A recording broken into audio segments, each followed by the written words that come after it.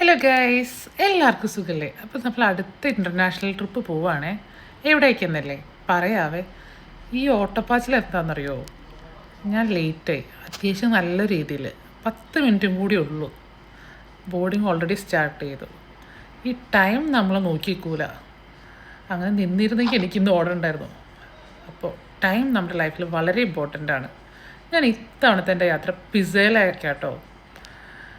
മാൾട്ടയുടെ ഏറ്റവും അടുത്ത് കിടക്കുന്ന ഒരു ലോകാത്ഭുതമാണ് പിസ്സ ടവർ. അതേപോലെ കൊളോസിയം നമ്മൾ നേരത്തെ കണ്ടായിരുന്നു. ഇപ്പോൾ പിസ്സ ടവർ കാണാൻ പോവാം. പതിവ് പോലെ വിൻഡോ സീറ്റ് കിട്ടി.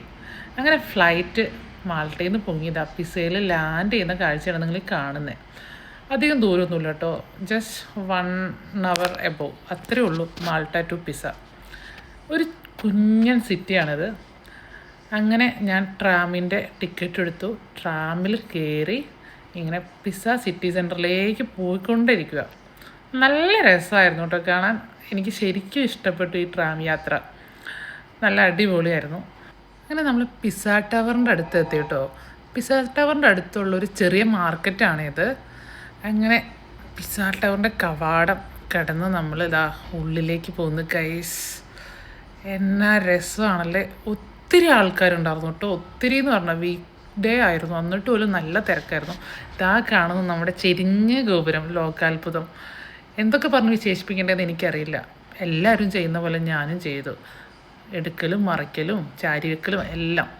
അങ്ങനെ നമുക്ക് പിസ്സ ടവറിൻ്റെ ഉള്ളിലേക്ക് കയറുന്ന ടൈമായി. ഞാൻ 2 മണി എന്നുള്ള ടൈം എടുത്താൽ ഇതാണ് ഉള്ളിൽ നിന്നുള്ളൊരു വ്യൂ. ഹിസ്റ്ററി ഒക്കെ നിങ്ങൾ നോക്കിക്കോ, എനിക്ക് വയ്യ പറയാൻ, അതുകൊണ്ടാണേ, ഒന്നും തോന്നരുത് കേട്ടോ. അങ്ങനെ നമ്മൾ ഈ ചെരിഞ്ഞ ഗോപുരത്തിൻ്റെ സ്റ്റെപ്പൊക്കെ കയറി മുകളിലേക്ക് എത്തി. എൻ്റെ സാറേ, ഒന്നും പറയാനില്ല, അടിപൊളി വ്യൂ. എന്നാലും എന്തൊക്കെ പറഞ്ഞാലും നമ്മുടെ ഈ ഉയരങ്ങളിൽ നിന്നുള്ള വ്യൂ കാണാൻ അടിപൊളിയാണല്ലേ. നല്ല രസമായിരുന്നു. എന്തിനാണോ ഇത്ര വലിയ മണി? എനിക്കറിയില്ല. എന്തായാലും ഞാനും കുറേ ഫോട്ടോസും വീഡിയോസും എടുത്തു. സെൽഫി സ്റ്റിക്ക് എടുക്കാൻ മറന്നു, അത് വലിയ അടിയായിപ്പോയി. അങ്ങനെ പിസ്സ ടവറും പിസ്സയും എക്സ്പ്ലോർ ചെയ്ത് തിരിച്ച് മാൾട്ടയിലേക്ക് പോവാണ് ഗൈസ്. ഞാൻ ഇത്തവണത്തെ യാത്ര ഒരു ചെറിയ യാത്രയായിരുന്നു, പിസ്സ ടവർ മാത്രം എക്സ്പ്ലോർ ചെയ്യാൻ.